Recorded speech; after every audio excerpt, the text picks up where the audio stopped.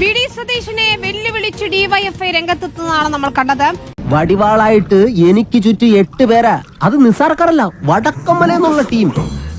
ചട്ടമ്പിയായി ജനിച്ചു പോയില്ലേ, ഓടാൻ പറ്റുമോ? ഡിവൈഎഫ്ഐ ഒരു പടി കൂടി കടന്ന് എത്ര വീടുകൾ നിർമ്മിച്ചു, അതിന്റെ വിശദാംശങ്ങൾ എന്താണ് എന്നൊക്കെയുള്ള കാര്യങ്ങൾ പുറത്തുവിടാൻ പ്രതിപക്ഷ നേതാവിനെ വെല്ലുവിളിക്കുകയാണ്. ഏതവനാണ് കത്തെന്ന് മല്ലേക്ക് വിവരം കിട്ടിയിട്ടുണ്ട്.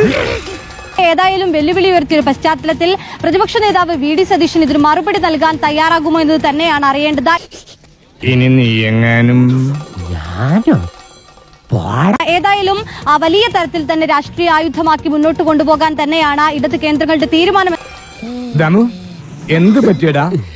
ചായ നെറുകന്തലേ കയറി ബ്ലോക്ക് ആയതാ. ശബരിമല നടന്നതിന് തുല്യമായിട്ടുള്ള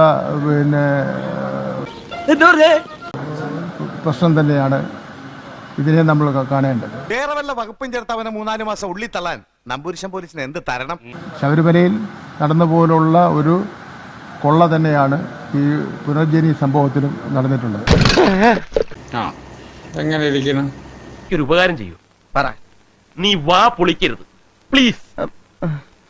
ഇത് രാജ്യം കടന്നുള്ള സംഭവമായതുകൊണ്ട് ഇത് CBI കൊണ്ട് അന്വേഷണം നടത്തണമെന്നുള്ളതാണ് അവർ നിർദ്ദേശിച്ചിരിക്കുന്ന കാര്യം. എന്തായാലും 19 കോടി രൂപ ചെലവഴിച്ചതിനെ സംബന്ധിച്ചിടത്തോളം കണക്ക് അതൊക്കെയാണ് ഇപ്പോൾ മാധ്യമങ്ങളിലൂടെ നമ്മൾ മനസ്സിലാക്കാൻ വേണ്ടി കഴിയുന്നത്. അതെ, ഞങ്ങൾ ചോറ് തന്നെ കൊണ്ടുവന്നേ. ഇങ്ങനെ വന്ന് വാഴക്കൊല അല്ല വഴക്കുണ്ടാക്കല്ലെന്ന്.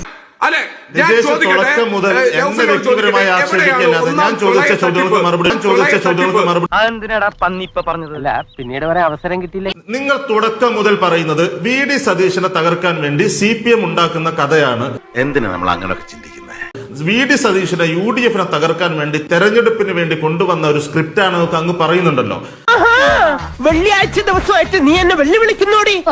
തച്ചോളി ഉദയനന്റെ കുടുംബമാടി ഞാൻ. ഒന്നാമത്തെ അദ്ദേഹത്തിന്റെ ചോദ്യത്തിന് മോനെ നീയല്ല ഭാഗ്യം നാട്ടുകാരും കണ്ടില്ല. മര്യാദക്ക് സംസാരിക്കാം. ഈ ഒരു ചർച്ചയിൽ എന്നെ വ്യക്തിപരമായിട്ട് നീ എന്നും നിജേഷ് നീ നിന്റെ വീട്ടിൽ പോയി പറഞ്ഞാൽ മതി. മര്യാദക്ക് സംസാരിച്ചോ. എനിക്കാരും പേടിയില്ല, ഞാൻ ഇപ്പൊ റെഡിയാക്കി. ഏത് കാലത്തും ഭരണ സംവിധാനം ഉപയോഗിച്ച് പരാജയപ്പെടാൻ തുടങ്ങുന്ന സമയത്ത് CPM-ന്റെ തന്ത്രമാണ്, ആ തന്ത്രത്തിന്റെ അവസാനമാണ് ഇവിടെ കാണുന്നത്. തുടക്കം മുതൽ നിങ്ങൾ വ്യക്തിപരമായിട്ട് എന്നെ പറഞ്ഞുകൊണ്ടിരിക്കുക.